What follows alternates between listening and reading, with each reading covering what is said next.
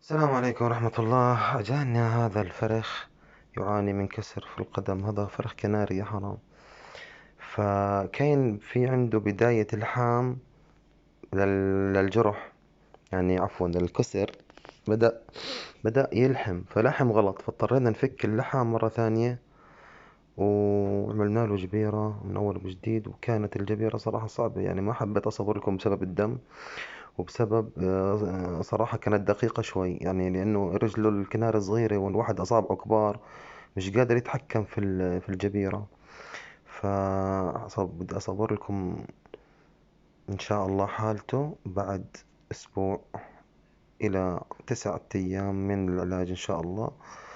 راح نعطيه اللي هو بيوتين فيتامين، وراح نعطيه كيلس من خلال اللي هو السوبر فيت. تمام. هاي حالته، صارت رجله هيك أفضل. آه، كان راح يعني شوي كان راح ينخلع عنده المفصل، وبصراحة يعني بديش أتعبه أكثر من هيك. نزل دم كثير. اضطرينا نحط عقدة خشب اللي هو من تعون الأسنان ونكسرها داخل التب عشان تعطي زي قوة. واستخدمت غطاية البلاستيك، فرغتها قسمتها هيك وعملت لها زي مجرى زي قناة عشان تصير زي المصاصة، يعني نفس فكرة المصاصة، بس هاي أقوى. هذه أقوى من المصاصة تاعت القلم البك.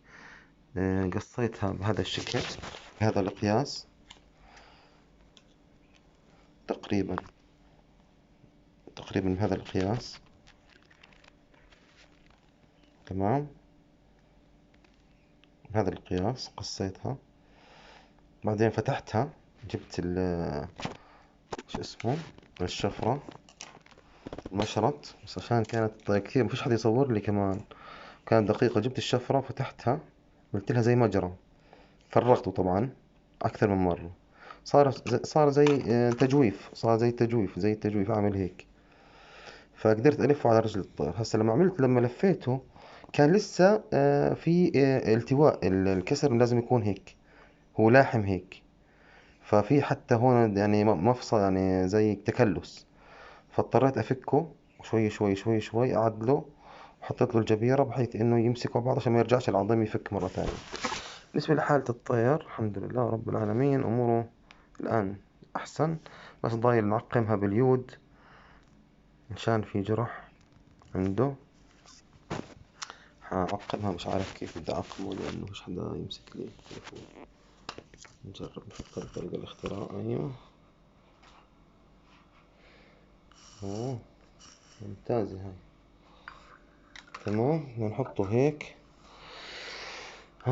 بدي أدخل البيتادين. أنا طبعا أنا بشوف البيتادين أفضل من اليود صراحة جدا، يعني بحسه مفيد ومعقم وآمن. حتى في حالات البثور والفطريات أنصحكم تستخدموه. تمام. واستنوني إن شاء الله فيديو آخر. خليني بس أمسح الدم، هاي دم كان نازل منه، هاي البيتادين برضو بدنا نمسحه. هذا طير أحمر أجانا من أخونا أبو لؤي السلطي، الله يبارك فيه على الهدية، لكن بده شوية متابعة وعلاج. المشكلة إنه لسه بنزق. رح نحاول هسه أزقه بالسرنجة بالربر. تحبوا أقولكم كيف؟ يلا بالمرة، شو رأيك أقولكم كيف؟ لأنه هو طبعا بده تغذية، بحاجة لغذاء. تمام. لازم نغذيه لأنه مش ماكل إشي، في نفس الوقت لسه بنزق، فأنا بدي أزقه قبل ما يعتمد على حاله. إن شاء الله بكرة بكونوا زاقين، وعندي أنا طواير حنونة إن شاء الله أنا بتزقه. وفحل حنون، من يعني حطه في القاطع، هاي الطيرة لحال وهذا فحل لحال. وحط الفراخ كلهم مع بعض. فراخ هاي الأنثى هون، فراخ الفحل هو برضه هون. الفحل بزق فراخه من هون، الطيرة بتزق فراخها من اليمين. فبدي أحطه معهم إن شاء الله هيك بركي راح بالمعية. بس الآن خلينا أقول لكم كيف بدي أزقه، اللي هي الزقة اللي هي مختلفة عن الزق العادي، اللي هي الربر. خلينا أجيب الربرة بسرعة.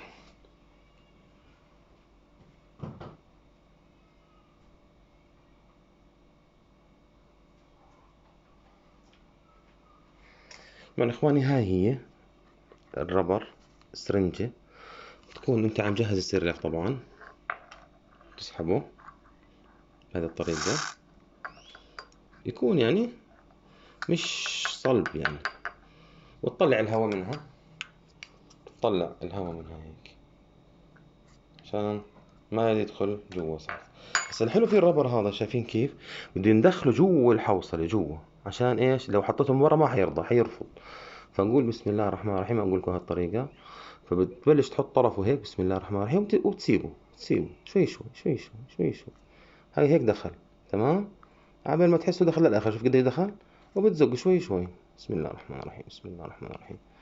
مش ضروري يعني على الآخر، ها، خليه هو بعدين يبلع. وبهاي الطريقة انت بتكون زقيته الكمية اللي تكفيه، يعني مش ضروري يعني انه ايش. طبعا انا حطيت مضاد اللي هو اموكسيسيلين مع الاكل الزق. ليش؟